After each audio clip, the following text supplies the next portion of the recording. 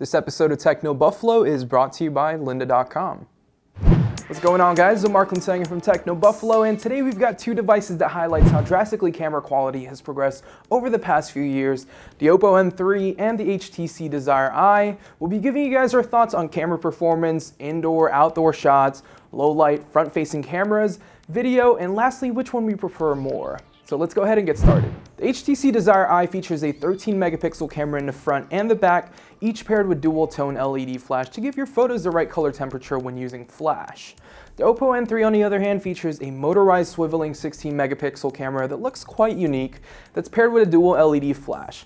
Not dual tone, unfortunately.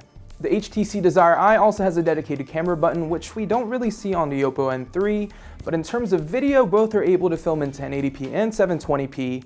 Unfortunately, no 4K video recording is available for either. The Oppo N3 also comes with this thing. This is the O-Click. It's essentially a Bluetooth wireless shutter button for the N3, and you'll also be able to rotate the N3's camera by using the 4-way button on the O-Click, which is pretty cool. Moving on to camera performance, there's not a whole lot I can say in this department. Both phones are incredibly fast. Launching the camera app on each phone is almost instantaneous, and there isn't any noticeable lag when taking pictures, which a lot of big phones struggle with. Autofocus is good as well, though I did notice that the Oppo was just a bit slower than the HTC Desire Eye. When it comes down to basic camera functionality like white balance and exposure, I much prefer how the Oppo N3 handles that. I noticed that in some cases when I was using the HTC Desire Eye, I would run into white balance and exposure problem, which is quite disappointing. Whites would sometimes turn yellow, and that problem I rarely ran into using the Oppo. Now, putting those problems aside, indoor shots in a well-lit office, for example, were both superb. The shots on the Desire Eye were definitely more contrasty than the subtle shots found on the Oppo N3, and the shots are much tighter on the Desire Eye compared to the Oppo's wider angle lens. Now, I personally like the more subtle and wider look produced by the N3 because I can frame shots better and I can edit better due to less saturated photos. Now, outdoors in good lighting, shots were relatively the same. However, there's a slight punch to the image on the HTC Desire Eye, which I kind of like. Now, in terms of low light when shooting in a dark studio or after the sunset, both aren't that great. Lack of optical image stabilization in either devices really show how they struggle in low light. Shots were noisy, sometimes a bit blurry too, and I also noticed that the HTC Desire Eye struggled to focus on a subject under low light conditions, which I couldn't replicate on the Oppo N3. Needless to say, both are okay. They're not the best under low light conditions, but not a lot of camera phones are. These obviously aren't the DSLRs, but the results still aren't horrible. Now let's talk about taking selfies for a second, shall we?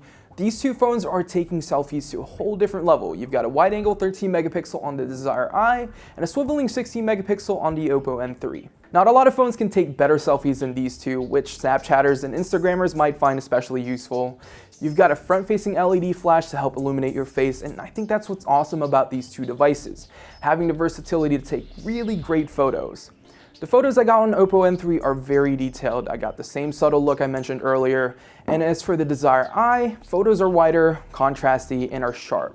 Although I think images are sometimes over-sharpened. Though you can always tone it down under the settings, but if you love taking selfies and want to be able to take the best selfies without having to awkwardly turn the camera around like this, these two cameras are your best bet.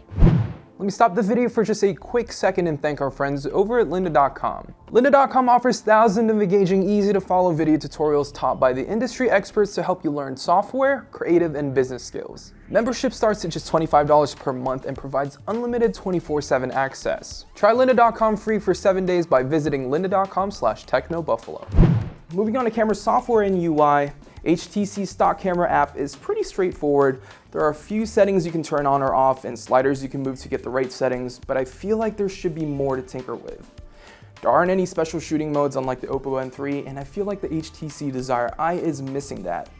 The Oppo N3 comes with a few pre-installed shooting modes like auto panorama, expert mode where you can enable manual focusing or change ISO and exposure. And there's also Ultra HD mode, which will take 32 or 64 megapixel shots using software algorithms. And to be quite honest, I don't see much of a difference in quality other than file size. Now, other than those shooting modes, you can even download a few more for free, including RAW, double exposure, and super macro mode. Just the thought of shooting RAW on a mobile device is pretty crazy to see, and seeing that on the Oppo definitely shows an advancement in technology. Now, having RAW files will definitely eat up your storage space and will take longer to edit, but if you're really into photography, you'll be able to do more with your photos shooting RAW.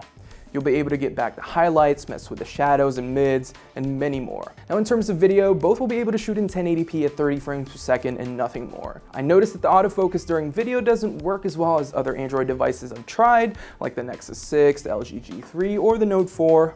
Also, not having 4K video is a bit of a letdown considering these two devices are more than capable of shooting 4K. Needless to say, if you're more into video and not into photography, then these two are definitely not the right phones for you. So, at the end of the day, I believe the Oppo N3 is the far better camera phone here. From my personal experience, I found it to be more versatile than the HTC Desire I just because it offers more of an exciting shooting experience. It offers a ton more shooting modes that I can see myself using on a daily basis. Oh, and come on, that's swivel action. The HTC Desire I is an awesome phone as well. The 13 megapixel camera is good enough for the average person, and I personally would rather have the two dedicated cameras instead of the motorized swiveling one, just because I'm scared that the motors inside the camera module could break in a few years or so. But if we're basing it off of quality, then the Oppo N3 is the winner here. Anyways, that's it for this video, guys. If you guys want to check out the sample photos, make sure to check out the links down below. Make sure to check us out at technobuffalo.com for the latest and greatest tech news. And as always, I'm Mark Linsanger from Techno Buffalo. I'll see you guys in the next one. Thank you guys so much for watching this video, and if you guys would like to see more tech-related videos, make sure to hit that subscribe button down below. And if you guys like video games, we're also on Twitch, so make sure to check us out at twitch.tv/technobuffalo.